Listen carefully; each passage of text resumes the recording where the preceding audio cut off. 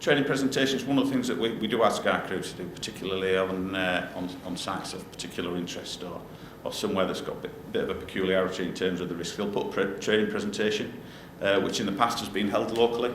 So we've provided a template detailing the types of information that we want within that presentation, but just so that it's not restricted to the station whose patch that particular risk sits in.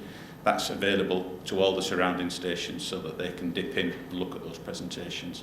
And that forms part of our audit as well. So the district command teams, when they're going out, and each watch gets an audit every year, part of that audit process is a look through one of these risk information presentations. We're in the process of filtering out and filtering through the 65,000 bits of risk information. That, as you can imagine, is quite a tortuous task. But one that we're on with, and we've made some changes to the database to put filters in place that will enable us to do that. Coma information now we think is of a really good standard, and we share that and we hold that centrally as well. We've got data sharing agreements with all our partners across the border. Like I say, we share best practice, we share how each individual service is carrying out their risk visits. And the regional working is now well and truly in place. In terms of, just so you've got an idea of the size of the team, it's not a massive team, but we've got a group and station manager that oversee the work. Watch manager Sharon is integral to that system. She's been in there. She provides a fair amount of the consistency. In terms of Neil sits in there in a crew manager position. And then the grade 10 is he's the fire protection expert, if you like, that also goes out and does some of the joint training with the crews. And then the districts. Each district has got a station manager with responsibility for risk information. So when we generate the risk visits from the central database, they will then coordinate how they're best delivered within each district, and then how they share that information. So we're not there. We've come a long way, we think, in 2 years.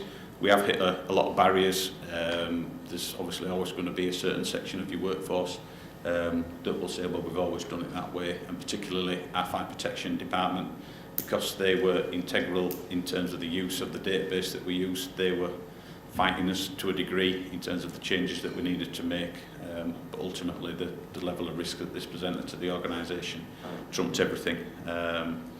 So most of the IT issues we've overcome. Mobile working is very much the next step. We appreciate some of you may well be well on with that. We've got tablets. We're doing our safe and well checks mobile as we speak. It's just going to be the next iteration. The regional working group has been a really big step forward. I think everybody has got a lot from that. So that's not just within the Yorkshire and Humber, that we've done that initially for everybody that we share a border with, so Lancashire, Manchester, as well as within our own region, and Derbyshire have been part and parcel of that. So we've been able to share a lot of good practice with the working group.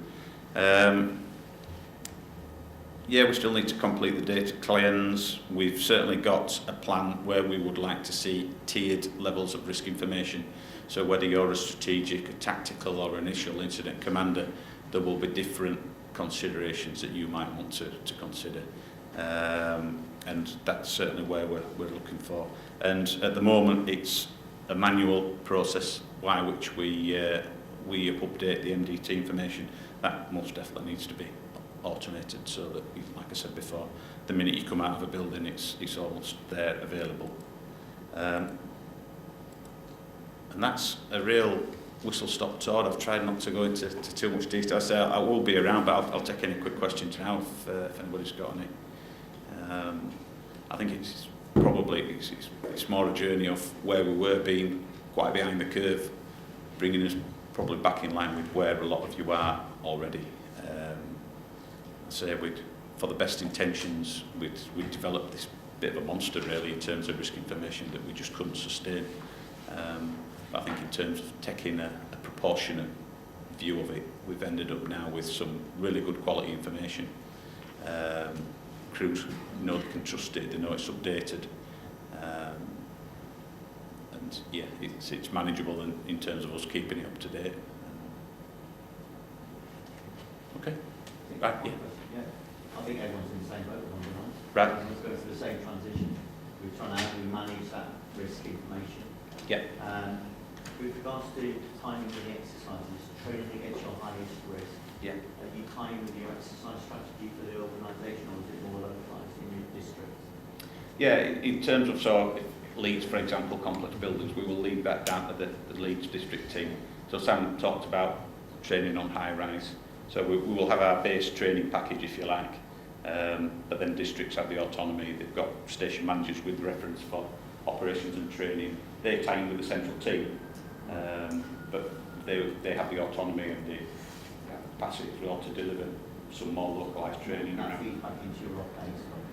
Yes, it does. Yes, yeah, absolutely. Okay, right, thank you.